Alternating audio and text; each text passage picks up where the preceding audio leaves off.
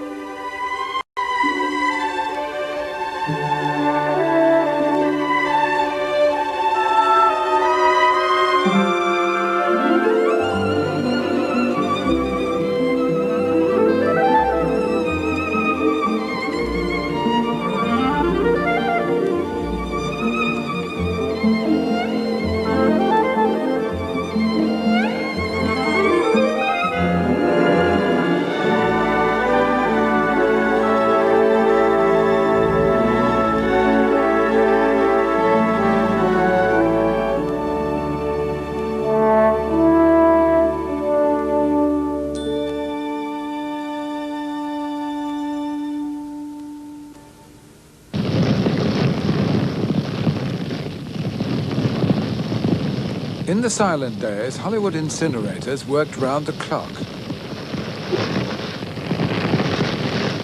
One reason why Çaplin's working methods are so little known. Like all filmmakers, he destroyed the film he didn't need, his outtakes, his rushes. And film that escaped the flames often destroyed itself. It could rot through chemical decomposition. Film which might be as revealing as the sketchbooks of a great artist. For Çaplin was a great artist. As far as the art of film is concerned, many consider him the greatest. Another clerk said of him, Çaplin gave our generation true insight into the heart of a clown. More than that, into the heart of all browbeaten humanity.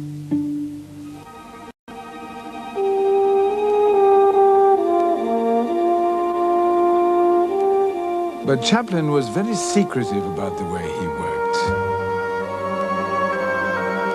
Only once did he allow himself to be filmed in action, for a feature of 1923. And then only in brief shots like these, which gave nothing away.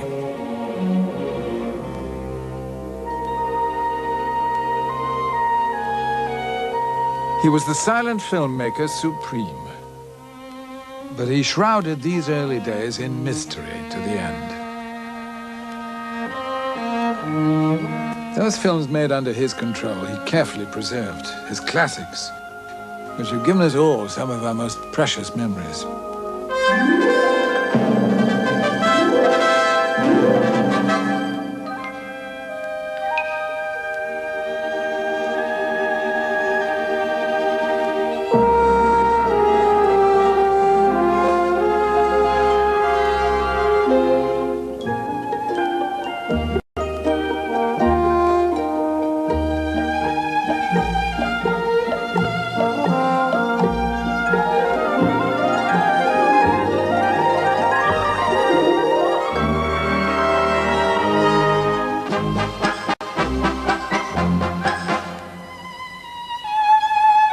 For this film, Chaplin did not own the copyright. Easy Street, made for Mutual in 1916.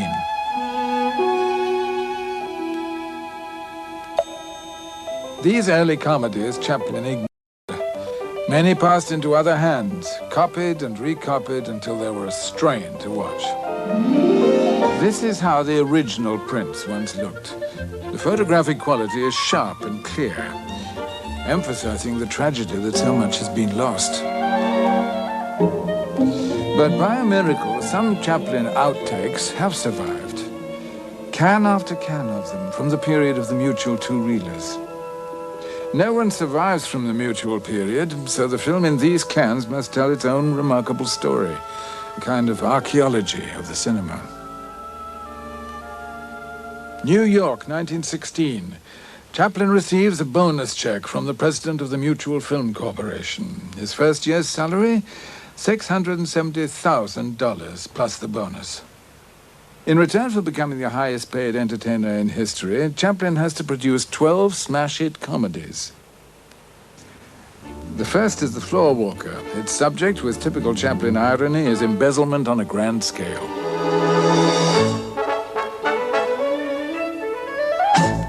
He gathers his stock company of cast and technicians. They will work on all the Mutuals. The heavy, Eric Campbell on the left. The heroine, Edna Purviance. Character man, Albert Austin. And Henry Bergman, who supported Chaplin in so many ways. Behind the camera, Rolly Totherow, who's been with Chaplin a year. Chaplin has come to depend on Totherow's camera eye as a kind of second director. Mutual builds Chaplin a studio in Los Angeles. They call it the Lone Star Studio.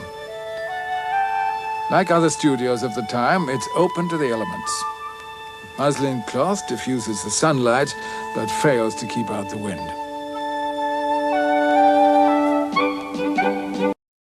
This first comedy was inspired by the big department stores that Chaplin had seen in New York. He reproduced one in his studio. But he still needed something to set his film apart. In New York, he had seen a man tumble from an escalator. Without knowing precisely how he would use it, he ordered his construction crew to install an escalator in his set. "I would build these sets without an idea in my head," Chaplin said. But once they were there, comic situations would develop. And one can watch them develop in his rushes. Rushes which have not been seen for nearly 70 years. The slate board provides a new number for every shot. Here at last is a key to unlock the secret of Chaplin's working methods. His rushes show brief but precious glimpses of Chaplin directing, of Chaplin improvising on the escalator,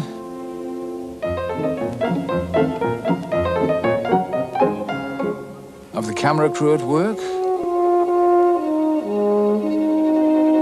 of Chaplin relaxing between takes.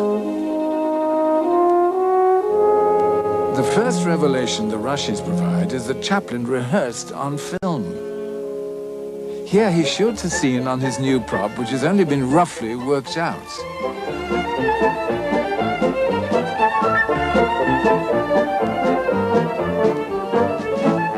Having screened it, he reshoots it to quicken the action.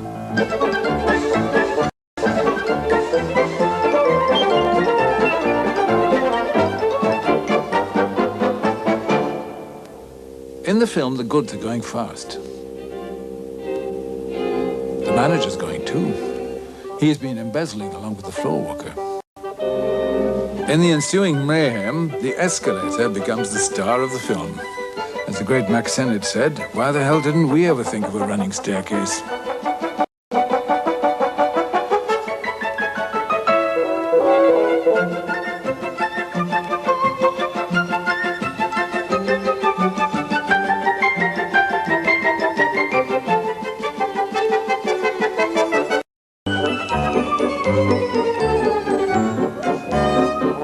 Props and sets were the springboard for all the Chaplin Mutual comedies.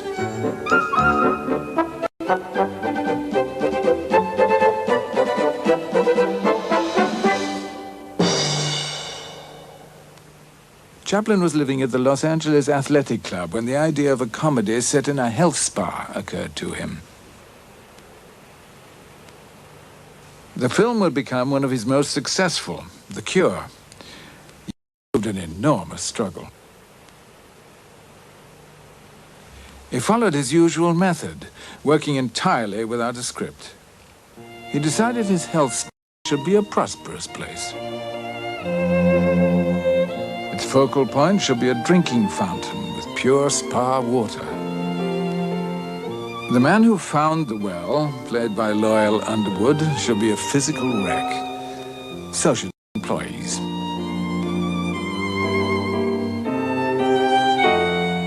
Amidst all this tranquil suffering, what could Charlie do? His first appearance with Eric Campbell gives him plenty of scope for slapstick. But almost at once, he finds himself slowing up. He next aims directly for the first joke.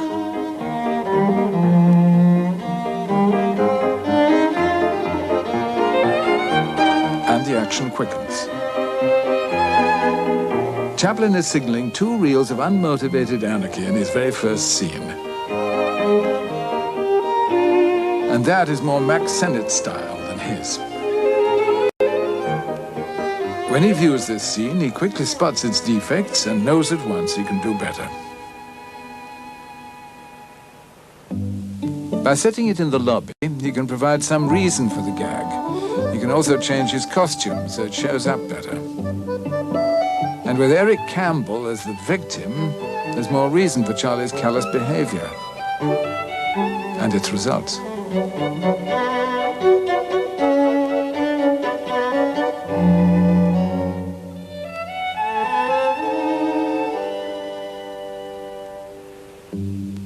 Now Chaplin changes the man in the wheelchair to Albert Austin. The raised skirt is more diverting on the stairs. Otherwise, it's exactly the same. Chaplin is suffering from a creative block. He repeats the scene a dozen times without being able to improve it. But all the work with the wheelchair gives him a brainwave.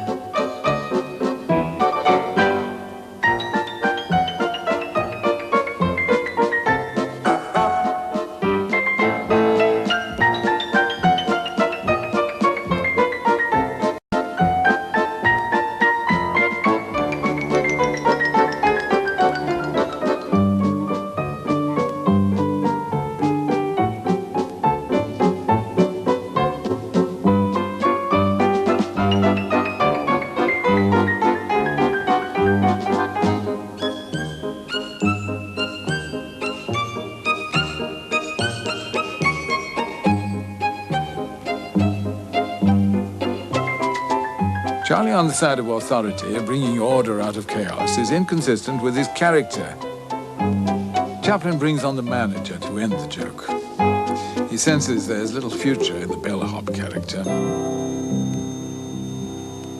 77 slates in. The health spa is rebuilt. The drinking fountain becomes a medicinal well.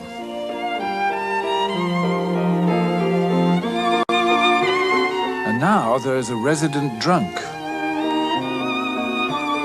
When Chaplin showed John Rand how to play the part, he must have recalled his own music hall career when he specialized in drunks. And he makes a dramatic decision. A decision to sing and start again by simply reversing the roles. He has found the character and the costume. The only reminder of all he has discarded is the wheelchair. It is replaced by another mobile prop, the revolving door.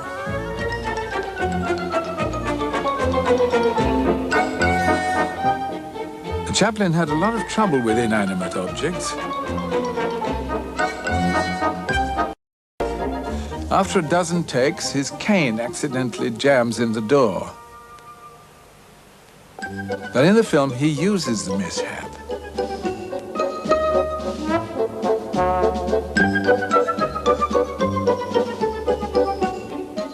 revolving door sparks off one of the most hilarious moments in the picture.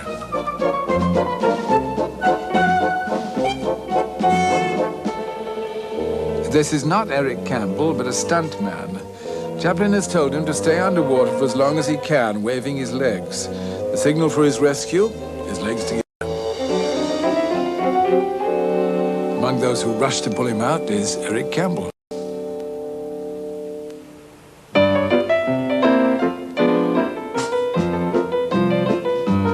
The gymnasium is the heart of a health spa and the heart of the film. Chaplin had many attempts to find the right gags.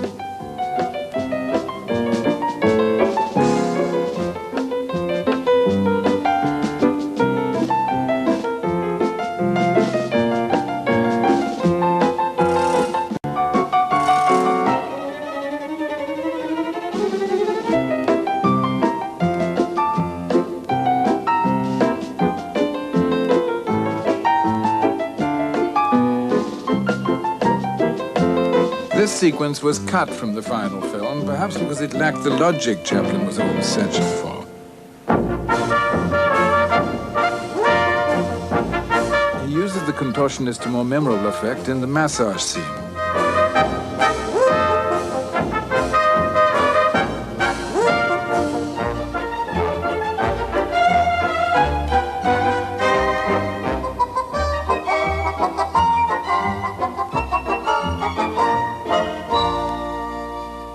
622 slates in. Chaplin is reluctant to throw away the traffic cop gag, and he tries to fit it in a new shape.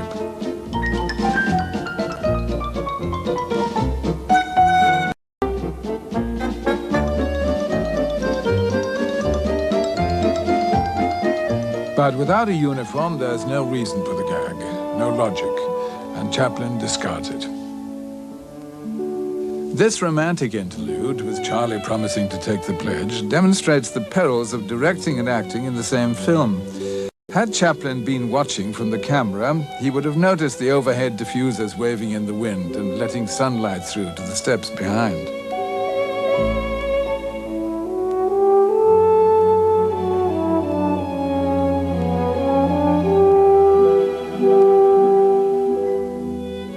Surviving prints of the cure always fade out at this point. Could this have been how the film once ended?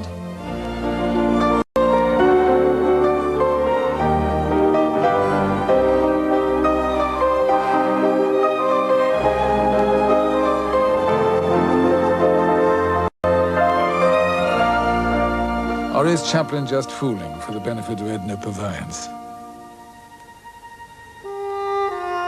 Edna Purviance was Chaplin's leading lady for 8 years. She'd had no acting experience, which Chaplin preferred. This camera test shows the features which first attracted him. She had a sensitive mouth, he wrote, and beautiful, large eyes. She was more than pretty. Here, Chaplin directs her in a scene from The Adventurer. He wants her to resist Eric Campbell's advances with cool distaste. Edna was not a born actress, as these outtakes show, and Chaplin invested enormous effort in wresting a performance from her. She seems fed up shooting take after take, but her fatigue is part of the performance Chaplin is squeezing out of her.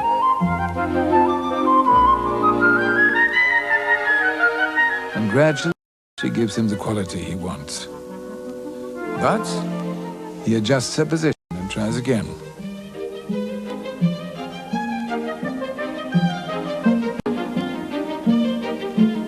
Edna was required to be cool and distant so often that one critic wrote, "Edna Purviance may always have been sad."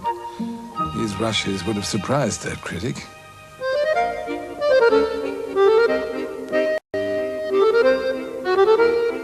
Edna's sense of humor delighted Chaplin, but cost him a great deal of film. For not only did she break up on her own performance, in this scene from The Vagabond, she bursts in on an actress playing her mother.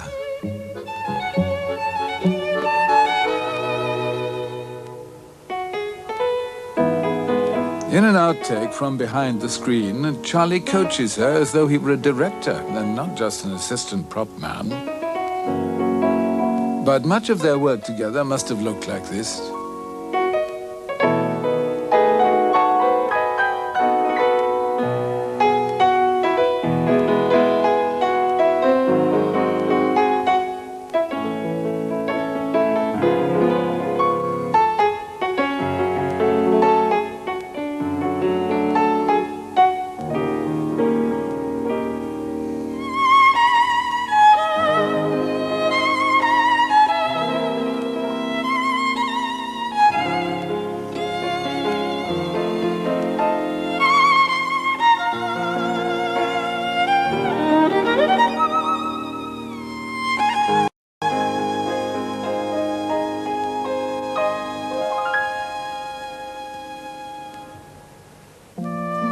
Çaplin tries another version for his encounter with her.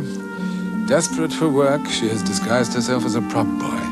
She plays a harp, which Çaplin realizes is a trifle unlikely. The guitar is more masculine, but the boy's clothes merely heighten Edna's femininity.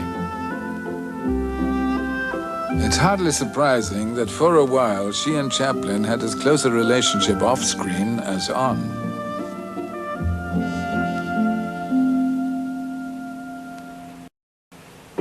Behind the screen was a parody of Life at the Max in its studio, where Çaplin began his film career.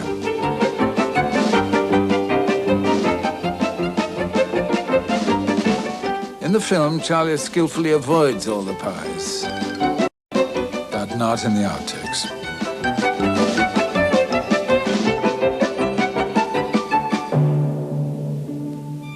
Senate comedies were also famous for glamorous girls.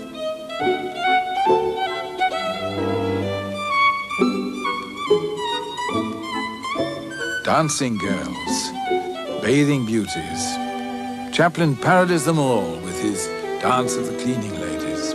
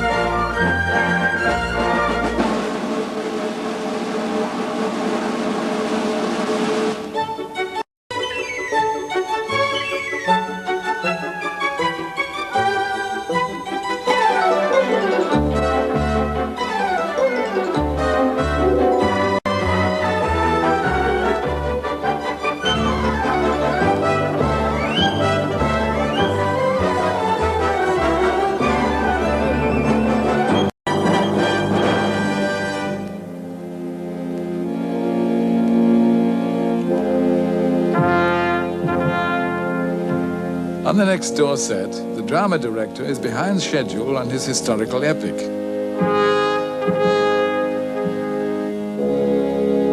The executioner has no idea how to handle his axe.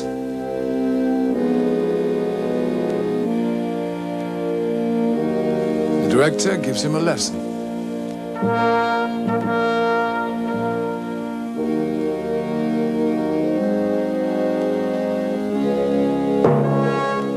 The blade falls within an inch of his heel, and there's no doubt the axe is sharp, for the blade is buried in the floor.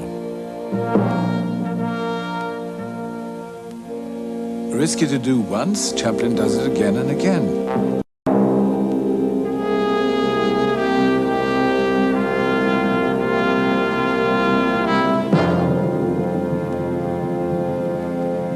Watching it slowly shows how close the axe comes to his foot. How it was done was never revealed, for Çaplin favored mystery. The solution can only be found from the film itself.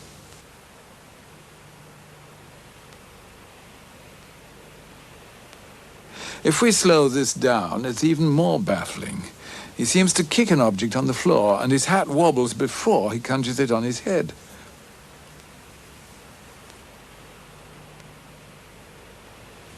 Chaplin wanted the axe to fall dangerously close, without danger. This slate board provides a clue as to how he did it. And the answer shows how skillfully Chaplin and his technicians could use camera tricks when they needed to. It was done by cranking the camera in reverse, staging the action backwards. The hat falls from his head, which is the reason for the wobble, and the object on the floor is a mistake, his pipe knocked from his mouth.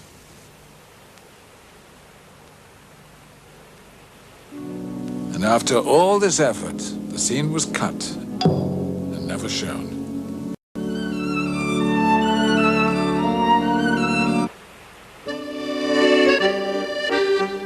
A Chaplin mystery, a film that was never made. The setting, an artist's cafe. Edna Purviance is the girl, as usual. She could be playing a kind of trilby to Eric Campbell's Svengali.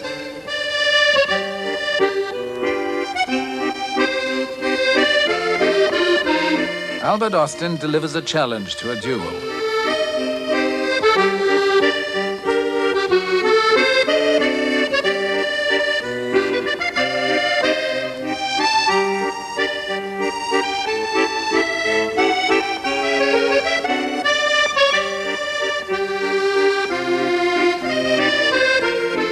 Whatever the idea, Chaplin rejects it.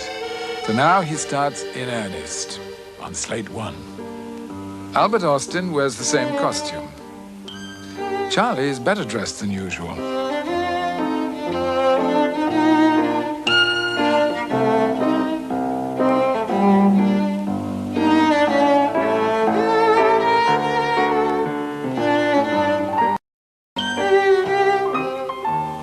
Chaplin puts Austin off his concentration. After all, it's only slate one. 46 slate, and Chaplin uses a tracking shot to introduce Edna in the background on the left.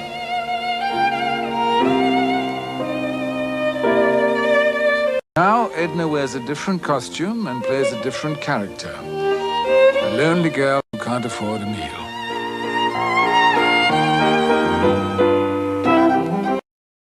When Charlie enters, the artist's cafe is still in evidence. But now his intentions become clearer. Here is how he planned slate one to fit in.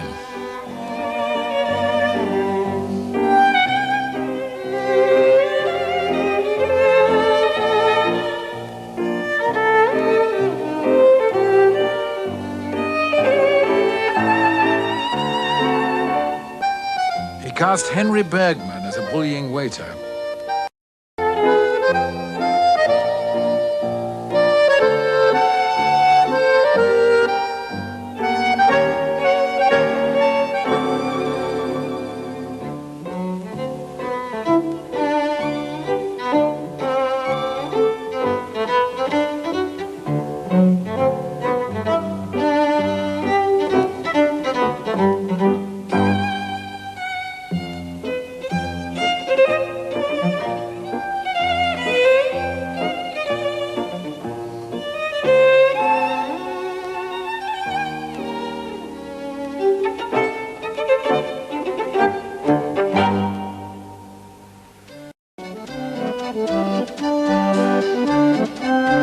The film is a simple cafe comedy about a man who's never been in a cafe.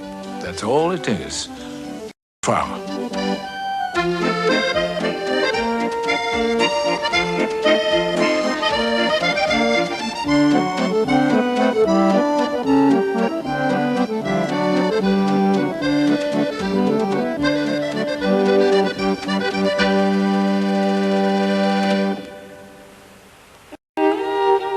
Now he's got rid of his companion, Charlie discovers a new interest.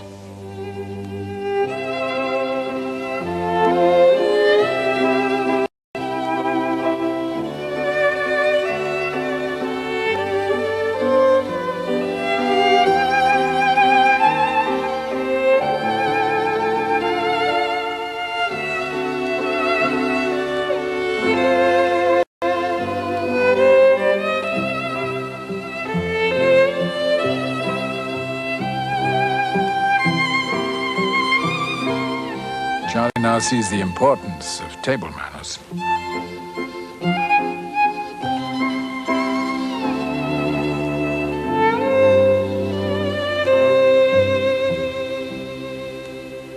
A customer in trouble for not paying the bill. In his early years, Chaplin was intimidated by waiters, and he knew just how many people shared his response.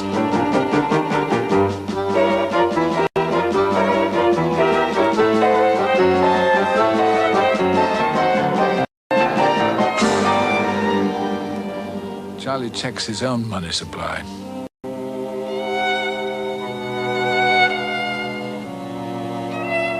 Chaplin usually plays such scenes with delicate restraint, but in this outtake, his improvisation gets the better of him.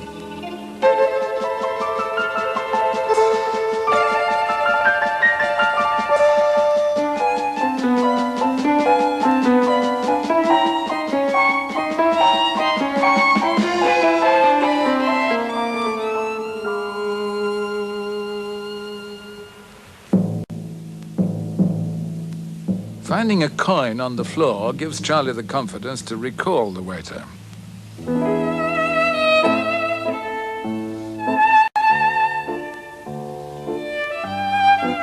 Henry Bergman was a staunch member of Chaplin's stock company, proud of his ability to play any part. But Chaplin was now wondering about his ability to play this one.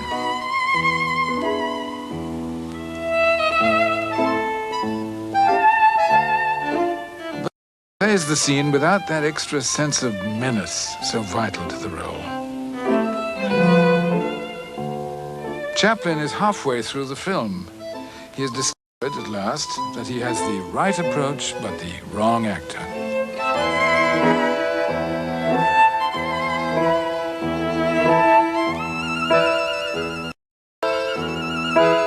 He has to make a drastic decision. The kind of decision that drives directors mad.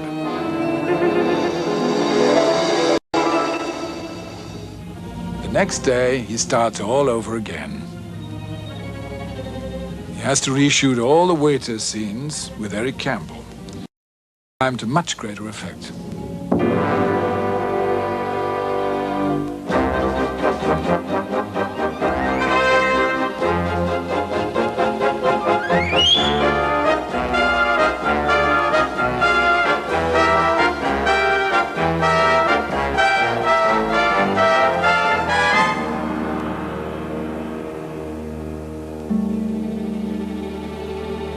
The scene is so much stronger that Chaplin's reactions are stronger, too.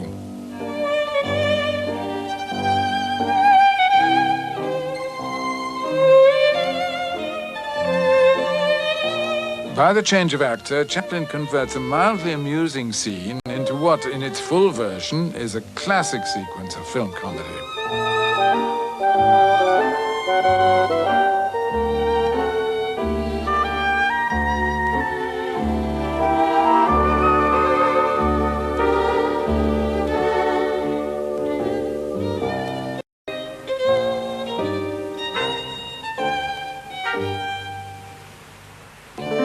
Later, Henry Bergman is brought back to play a rich artist, anxious to paint Edna's portrait. Chaplin's original idea of an artist cafe pays off. The cafe scene cannot be sustained for a full 2 reels, even with retakes of Campbell. Chaplin needs another outstanding idea. He gets it by asking a simple question: where has Edna come from?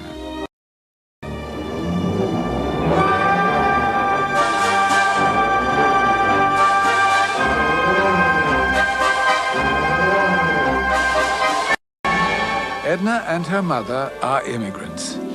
Chaplin now has the theme and the title for his comedy. The emphasis on food. He does not, however, retain this scene. Chaplin plans to open the film with the boat scene, giving to all the scenes in the cafe an extra dimension. How the rocking effect was done is revealed in this photograph. A pendulum fitted to the camera enables it to swing as soon as the boat itself begins to rock.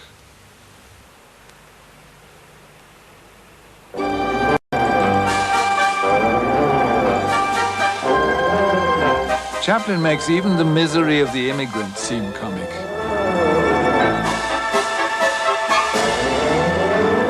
And he can use his stock company in new parts. Henry Bergman and Loyal Underwood.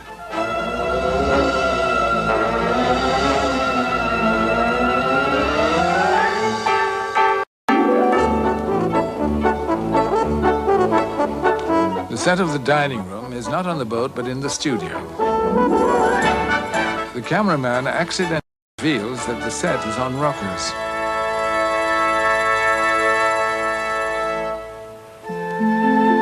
It is here in the film that Charlie finally meets Edna.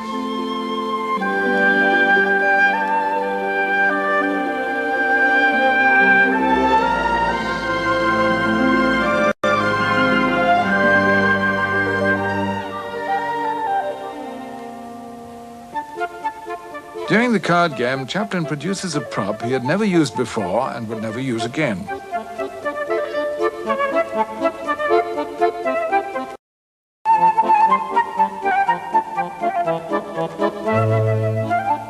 Other outtakes include flashes of Chaplin as director, telling Tiny Sanford how to move his arm.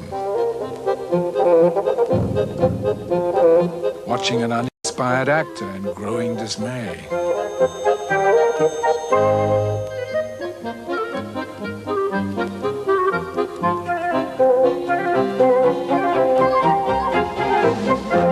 Becoming affected by Sanford's overacting.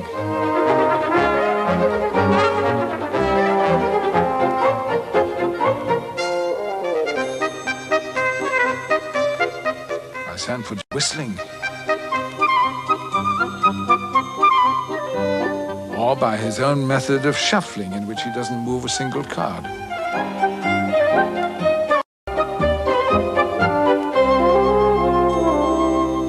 In contrast to all the hilarity, a flash of anger at unruly extras in the farewell scene.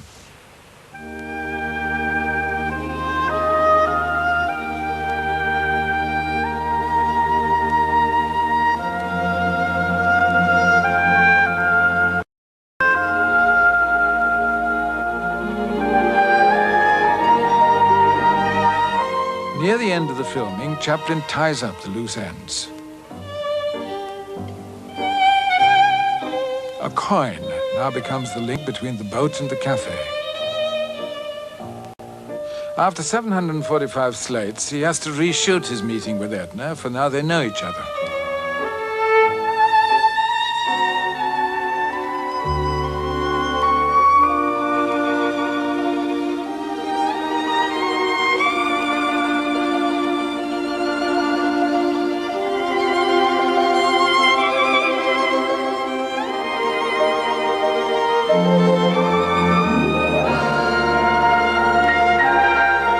The film now falls into place as Charlie realizes that Edna is alone in the world. What started out as a simple cafe comedy now becomes a well-thought-out story of two immigrants who meet on a boat, part, and are brought together by fate, a coin, and a bullying waiter. The rich artist now propels them towards a happy ending. He will pay for the privilege of painting Edna's portrait.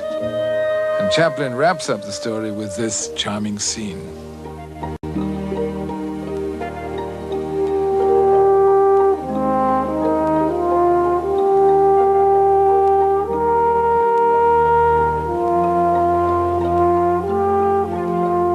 On its release, Photoplay magazine said, "In its roughness and apparent simplicity, The Immigrant is a jewel. No farce seen in years has been more adroitly, more perfectly worked out."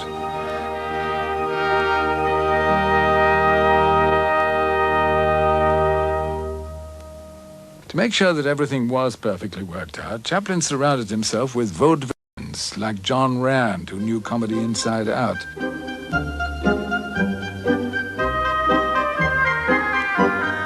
And he had the help of one of the top English musical comedians, who can be glimpsed at the end of this take demonstrating the gag to Rand. Charlie's older brother, Sidney Chaplin.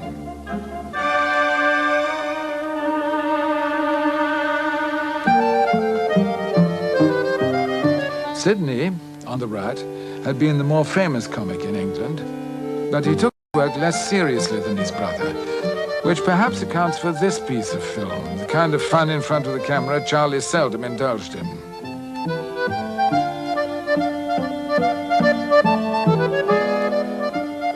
Sidney had just joined his brother as business manager, and he helped out on the films, for he was adept at every kind of stage work. But even as skilled a performer as Sid Chaplin could make mistakes. So it was with his brother. Buried among his rushes are his mishaps and accidents.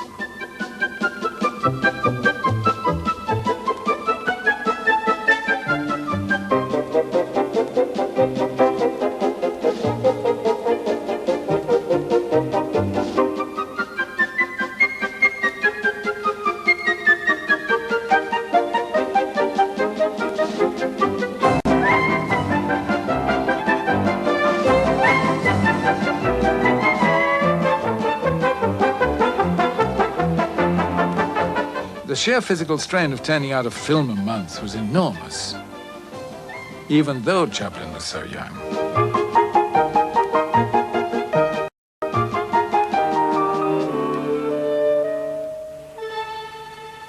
Was it coincidence that in Chaplin's last film, under the demanding mutual contract, he plays a man who escapes from prison?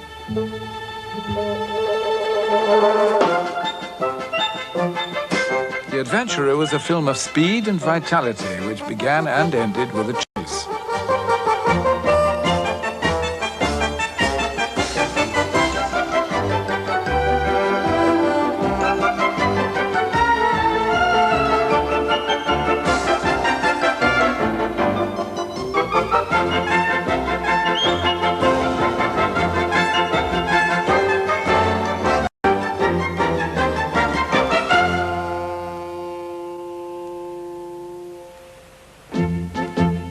Later in the film, Charlie finds himself a guest at the party, but he's never been a guest of anyone except the federal authorities.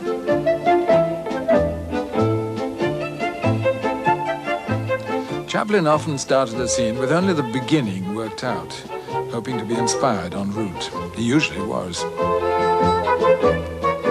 Here he has the routine rehearsed as far as the drinks are concerned.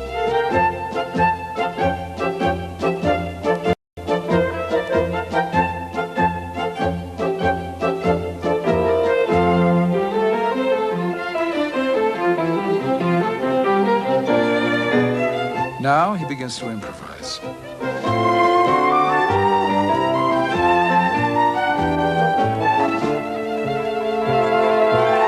He doesn't get very far, but he's obviously pleased with the gag. This take is awkwardly staged.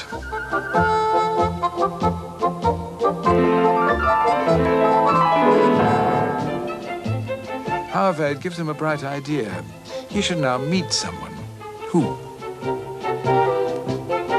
He improvises a joke which convulses them both.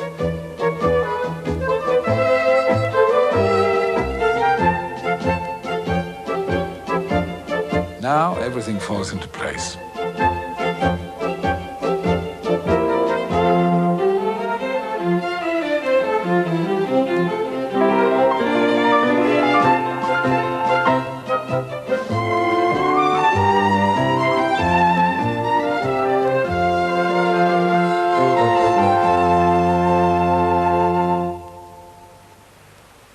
Charlie becomes better acquainted with Edna.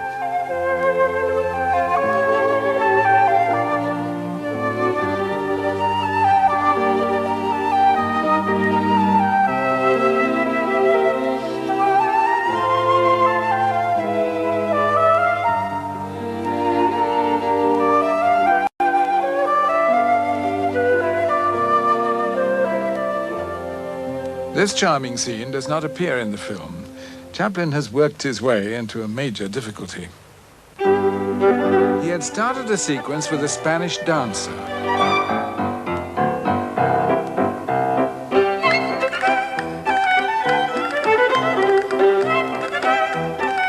We've assembled the scene as we think Chaplin planned it.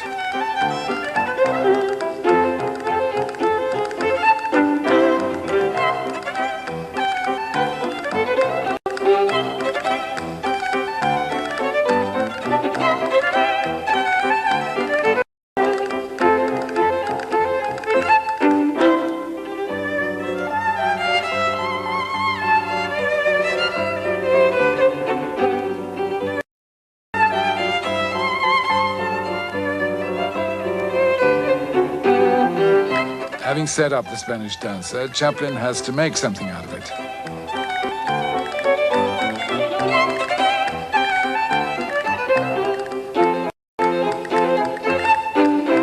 In this close-up, he conveys the effect on his pulse rate much more strongly.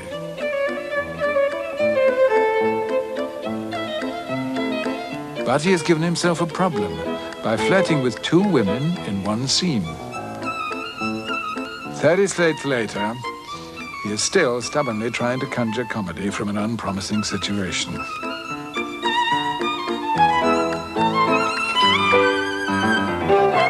Charlie thinks the dancer is causing him to overheat. Actually, he's sitting on a radiator leaking steam. That much Chaplin has worked out. What he hasn't worked out is what to do when he discovers the radiator.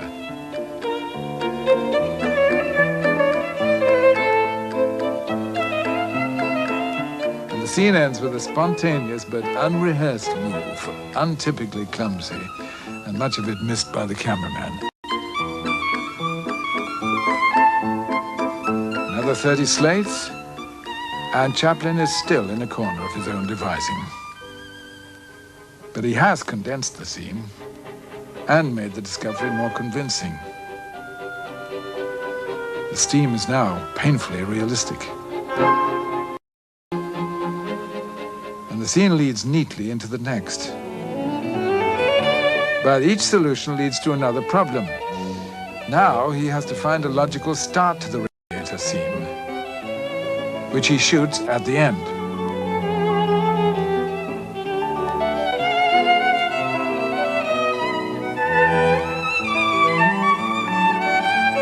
Now that he has worked out all the permutations after 100 laborious slates, what does he do with the sequence?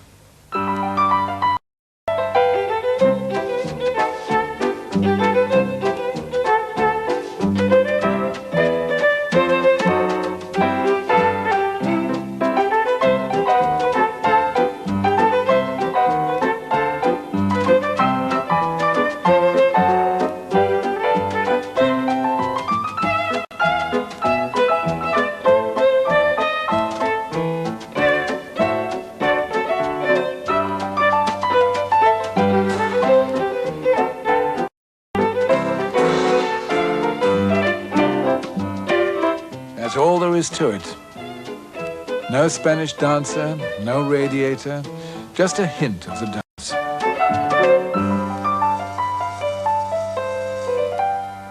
When I had difficulty solving a problem, wrote Chaplin, I would lay off work and try to think, striding up and down in torment. This unique fragment shows him in discussion with Albert Austin and Henry Bergman, his two closest advisors. It was the hours spent like this that produced moments like this.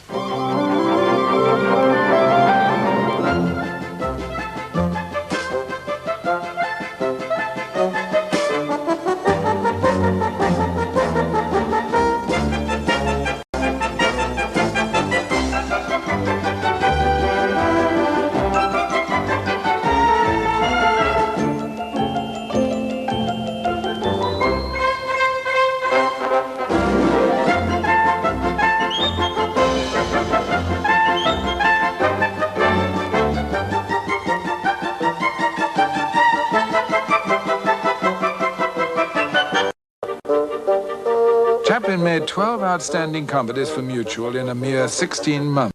It was, he said later, the happiest period of his entire career.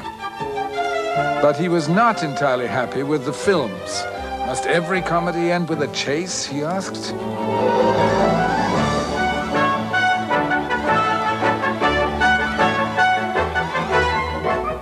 In 1917, he left.